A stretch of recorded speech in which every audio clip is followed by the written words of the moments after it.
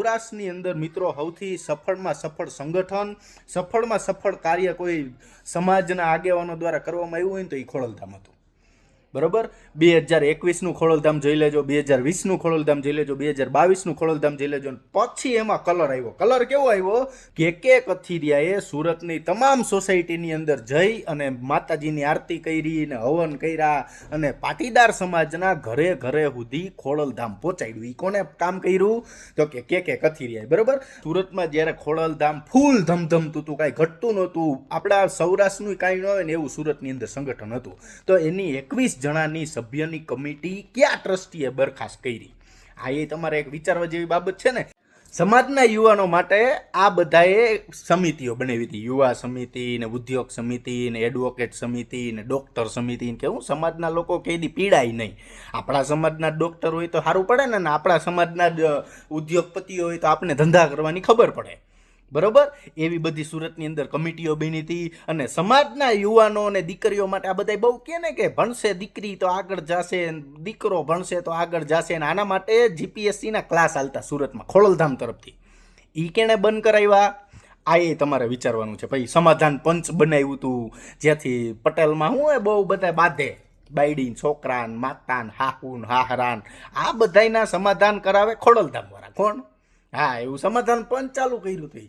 ઈ સમાધાન પંચમાં કોના પેટમાં તેલ રેડાનું, ક્યાં ટ્રસ્ટીની હાહુ એવું ન માયની. રૂમ નંબર 404ની વાત કરું છું. એટલે આ સમાધાન પંચ બરખાસ્ત કરી દેવામાં આવ્યું. બરોબર. પછી સમાજમાં કેટલા યુવાનો વાંઢા રખડતા હતા એટલે એના માટે મેરેજ બ્યુરો ચાલુ કર્યું હતું. આવડાવે એ બંધ કરી દેવામાં, એને તાળા લાગી ગયા. હું કામે? કે કથિરિયાના ગયા પછી મિત્રો હજી થોડુંક સાંભળો. માતાજી અને પટેલ સમાજના સંગઠનના નામે આ બધાય સફરજનિયા હે ને પોતાના ઘર ભરે છે. બીજું કોઈ કાંઈ કાર્યક્રમ કરતો નથી. બરોબર. પટેલિયાઓને ચોકલેટ આપીને ઓલી ડેરી મિલ્કને ડાર્ક ચોકલેટ દઈને સરદાર વલ્લભભાઈ પટેલનું સ્ટેડિયમમાંથી નામ હટાવીને બીજાના રાખી દીધા. એક પણ પટેલિયાના પેટનું પાણી આવેલું નહીં. આપણા સામાન્ય લોકોની વાત નથી, રાજકીય જે મોટા મોટા ખટારા બંધ પૈસા લઈને ફરે છે ને એની વાત છે. બરોબર. 14 જણાને પાટીદાર અનામત આંદોલનમાં મારી નાખ્યા. બરોબર. અને કોકના હાથે મરાવી નાખ્યા. એ બધાને બધું જોઈને તોય પટેલિયા બધા ભાજપમાં ગયા. મને એ આંદોલનથી કાંઈ લાગતું વળગતું જ નથી મિત્રો, કારણ કે ત્યારે તો હું નાનો હતો અને હું એ આંદોલનમાં હતો નહીં. બરોબર. એટલે આ 14 જણાનો આરોપ છે ને એ બધે તમારા ઉપર લાગે, અમારા ઉપર નહીં. બરોબર. એટલે એ તમે સમાજની સીડી કરીને તમે ઉપર ચડ્યા, એ તમારે યાદ રાખવું જોઈએ. હવે આવી જાય પાછા આપણે કે કથિરિયા ઉપર. કે કથિરિયા આવડી મોટી ગેમ કરી ખોડલધામ ટ્રસ્ટે. નરેશ પટેલને સરદારધામ વાળા આમંત્રણ કેમ નથી દેતા? નરેશ પટેલ નવરાત્રી કરે છે, આપણે બીજી આતે હું નામ નથી બોલતો, ન્યા કેમ નથી જતા? સરદારધામ વાળા ખોડલધામ હુકમ નથી આવતા, ખોડલધામ વાળા સરદારધામ હુકમ નથી જતા. હા, કોકની દીકરીઓના લગ્ન હોય ને તો ન્યા જવાનું થાય, બાકી સરદારધામમાં જવાનું થાય નહીં. નીકળે ને રથ લઈને પૈસા ઉઘરાવા, પૈસા દિયો મંદિર બનાવવા, કેન્સર હોસ્પિટલ બનાવીને બાપના સમજો કોઈ દી એમાં કોઈ હરખાય સારવાર લઈને કે મફતમાં કોઈ કમ્પ્લીટ કરીને ગયું હોય તો. સમાજ બનાવ્યો સોમનાથ, કતરું ભાડું હોય ખબર તમને? 1819 રૂપિયા.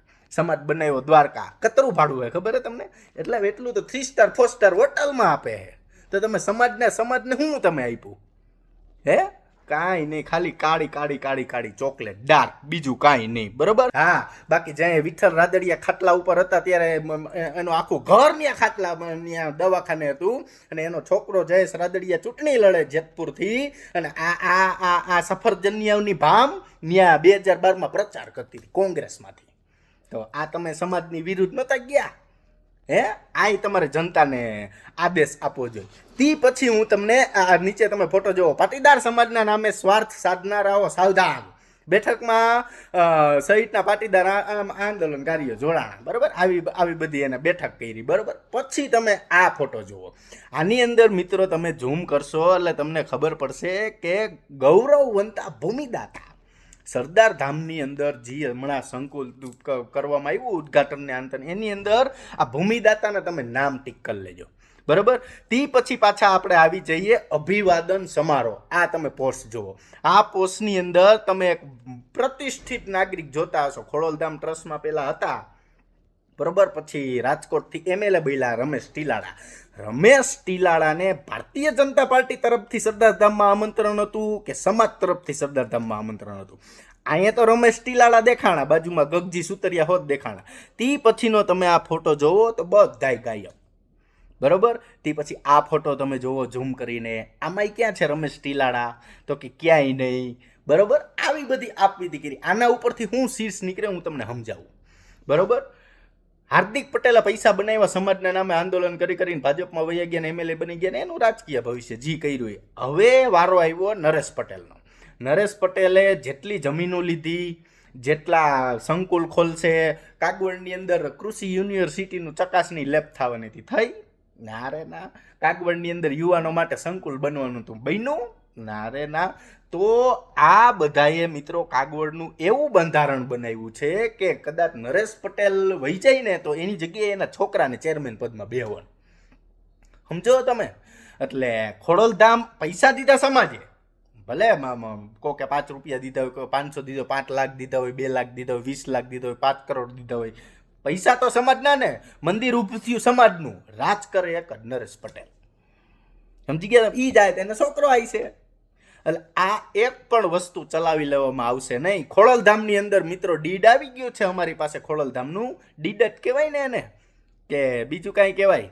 આ તમારું બંધારણ ખોડલધામની અંદર કેટલા ટ્રસ્ટીઓ છે ને શું છે ને. ખોડલધામ ટ્રસ્ટમાં તો એવું નક્કી થયું કોઈ પણ રાજકીય આગેવાનો એ ચાલુ હોય એને ખોડલધામ ટ્રસ્ટમાં ટ્રસ્ટી પદે રાખવામાં આવશે નહીં. કતરા તમારા ટ્રસ્ટી છે ભાજપવાળા, તો તમે કેમ ન દીધું?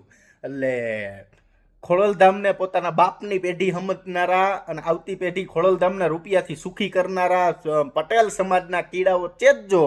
આ તમારી છેલ્લી વાર છે.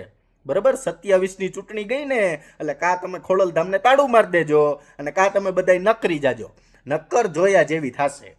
બરોબર? આની પહેલા તમે મને 2 મોઢામાં આંગરા નાખીને બોલાવ્યો હતો ને, આપણે ઓલું એલઈડીમાં આન તેન ખોડલધામ ભંડારો કરવાનો હતો ને તમે બધા પાર્ટીઓ કરતા હતા, એ મારા વિડીયો મૂકવાના હતા. મેં હુકામ નથી મૂક્યા? સમાજની આબરૂના હિસાબે. ગામ ભલે એમ કે બંને પૈસા લઈ લીધા ને ઓલું લઈ લીધું, બાકી એ તો તમે ને અમે 2 જ જાણી કોને શું થયું. બરોબર?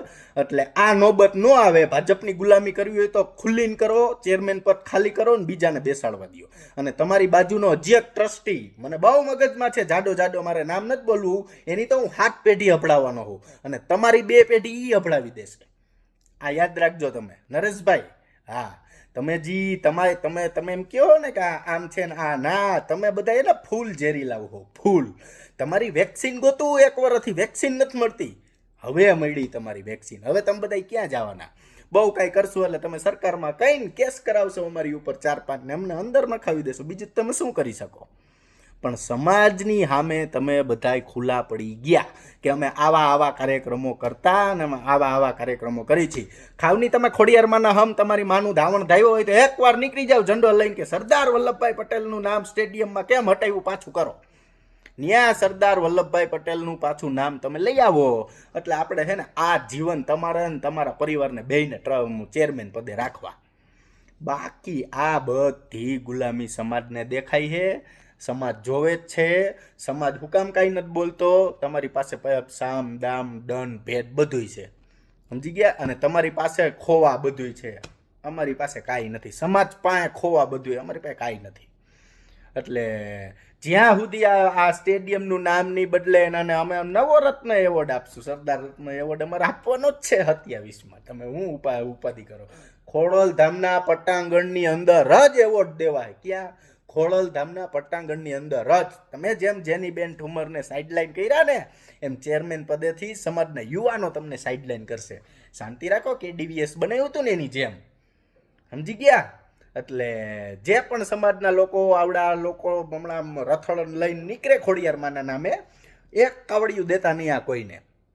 તમારે વિકસાવવું હતું તો રોહિશાળા વિકસાવવું હતું, ગળધરા વિકસાવવું હતું, માટેલ વિકસાવવું હતું. આ તમે ખોડિયારમાંનો નવો પટ કર્યો ન્યા. ખોડિયારમાં એ કે નરેશ એ કે ખોડિયારમાં મને સપનામાં આવ્યા હતા અને ખોડિયારમાં એમ કીધું બેટા કાગવડ મંદિર બનાવ્યું. આ ગુજરાતમાં એકય ભુવન સપનામાં ખોડિયારમાં ન આવ્યા, આના એક નાચ ખોડિયારમાં આવ્યા સપનામાં. બોલો, વિચાર કરો તમે. ખોડિયારમાં ના ડુપ્લિકેટ પગલા બનાવ્યા હતા આવડે. ખબર હે તમને કે નથી ખબર? આ પગલાની છાપું પાડી હતી ને સંપત્તિ ફોટા પાડીને મીડિયમ વાયરલ કર્યા અને આવડા બધાએ મીડિયામાં એવું કીધું કે જો કાગવડની પ્રાણ પ્રતિષ્ઠા વખતે ખોડિયારમાં સાક્ષાત આવ્યા. આવા બધાને અંધશ્રદ્ધામાં ભેળવા કેમ ગયો ઓલો વિજ્ઞાન જાથાવાળો? જાનિયા ખબર પડે, ન્યા કોઈને જાવું નથી, ન્યા કોઈને બોલવું નથી, સાચું બોલો એટલે કડવું લાગે. સમજી ગયા ને? અત્યારે ખોડલધામ મિત્ર માઇનસમાં લે. કેમાં માઇનસમાં? તો એટલે તો રેકડો લઈને ફંડ ઉકરાવા નકરી પડ્યા, બાકી એને બીજું કાંઈ નથી. આને પૈસા ઘટે ને એટલે આ નવું શિલા ઉદ્ઘાટન કરશે. આ તમારે યાદ રાખવાનું. એટલે છેલ્લી ચેતવણી છે મિત્રો, 2027માં કોઈ સાથ આપે કે ન આપે, આપણે ખોડલધામને કા આમ અને કા આમ. જય સરદાર.